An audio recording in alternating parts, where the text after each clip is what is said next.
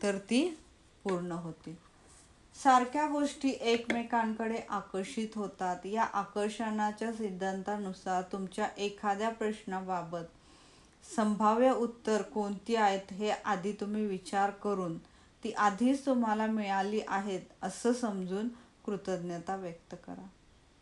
तुमच्या खऱ्या आयुष्यातील ज्या परिस्थितीचे प्रश्न तुम्हाला सोडवायचे आहे त्याची उत्तरं या तुमच्या मनातील संभाव्य उत्तराकडे आकर्षित होतील. आणि याउलट जर तुम्ही प्रश्नावर लक्ष केंद्रित केलं तर आणखी प्रश्न तुमच्याकडे आकर्षित होतील. तुम्हाला उत्तराला तुमच्याकडे आकर्षित करून घ्यायचं आहे, ना की प्रश्नाला. तुम्हाला उत्तर सापडला आहे आणि प्रश्न सुटला आहे असं मानून जेव्हा तुम्ही कृतज्ञता व्यक्त करता तेव्हा उत्तरच तुमच्याकडे आकर्षित होतात. इथं कोणत्याही बाबत, आता तब्येतीची तक्रार असेल, काहीही असेल, तर मला असंच का झालं, मी हे झालं, मला पुढं असं होईल का आणि तसं होईल का, असं हे जे आपण करतोय हे अजून काय करतोय, अजून तक्रारी वाढवतोय आपण. तर त्याऐवजी जे काही झालेलं आहे त्याला ॲक्सेप्ट करायचं. प्रत्येक निगेटिव्हिटीवरती एकच उपाय आहे की त्याला ॲक्सेप्ट करा. त्याला जेव्हा तुम्ही ॲक्सेप्ट कराल तरच तुम्हाला त्याच्यामध्ये पॉझिटिव्हिटी दिसणार आहे.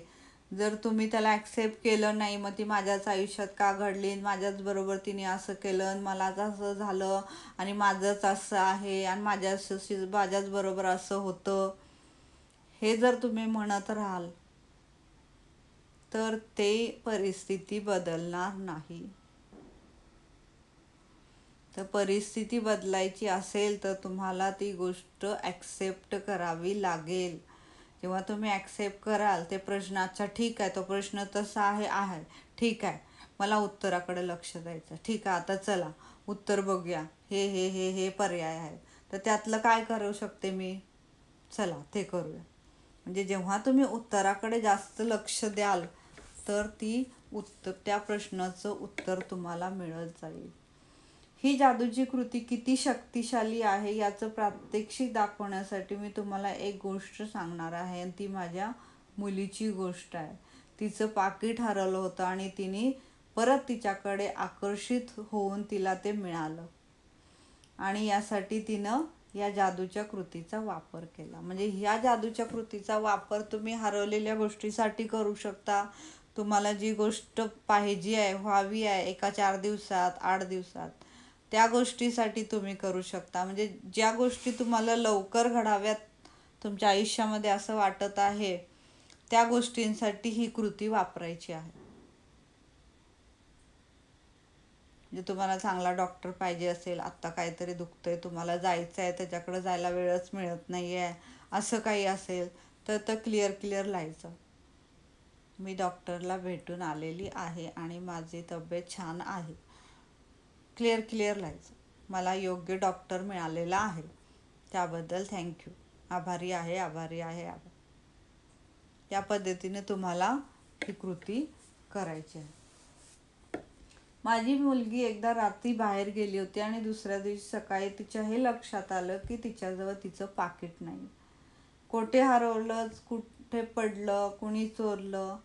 ती ज्या हॉटेलमध्ये रात्री जेवायला गेली होती तिथं तिने फोन केला. येताना त्या टॅक्सीने ती घरी आली. त्या टॅक्सी कंपनीला, स्थानिक पोलीस स्टेशनला फोन केला. रस्त्यात कुठं पडलं का तेही पाहिलं. आजूबाजूच्या लोकांचे दरवाजेही ठोठावले, पण कोणाकडेही तिला तिचं पाकीट सापडलं नाही. तर दुसरे म्हणजे माझ्या मुलीच्या पाकिटामध्ये तिची बँकेची, इतर क्रेडिट कार्ड्स, वाहन चालण्याचा परवाना, रोख पैसे या सगळ्या महत्त्वाच्या गोष्टी होत्या.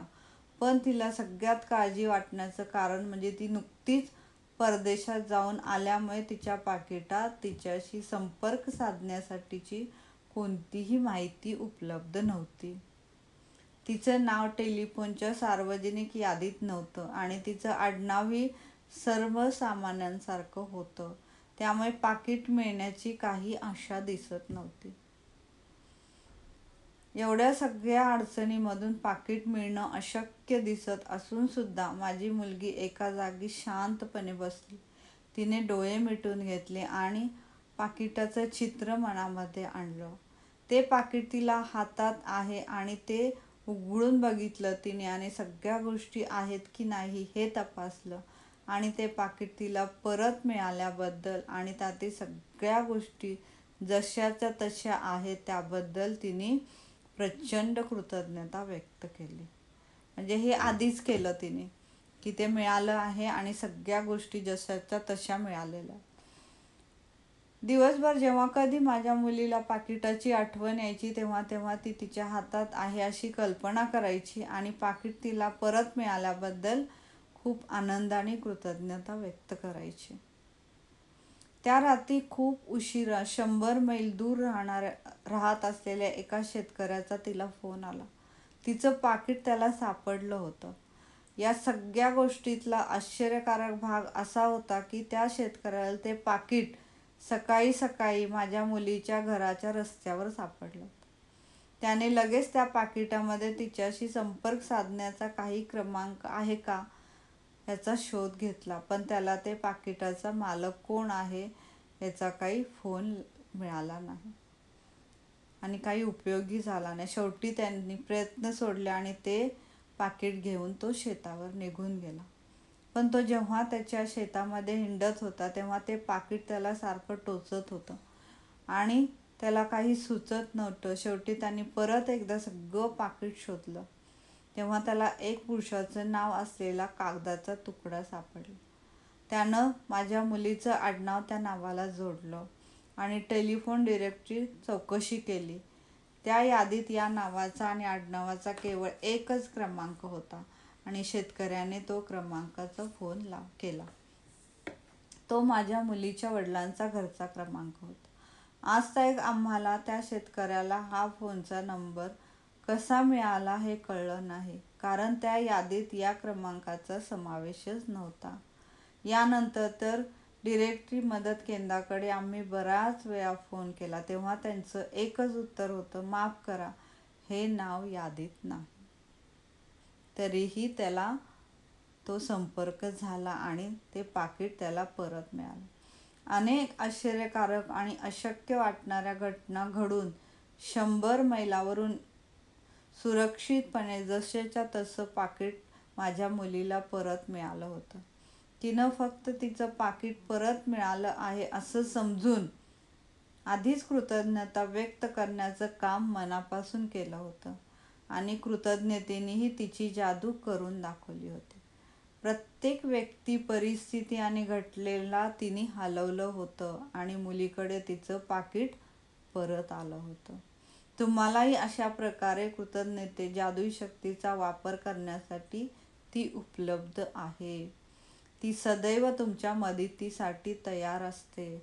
फक्त तुम्हाला तिचा शोध घ्यावा लागतो किंवा तिचा कसा वापर करायचा हे शिकावं लागतं. म्हणजे जेव्हा आपण इथं लिमिट येतं आपलं की अच्छा ह्याच्यासाठी कृतज्ञ शक्ती काम करेल का, जर तुम्ही त्यासाठी शंका घेतली तर ते काम करणार नाही.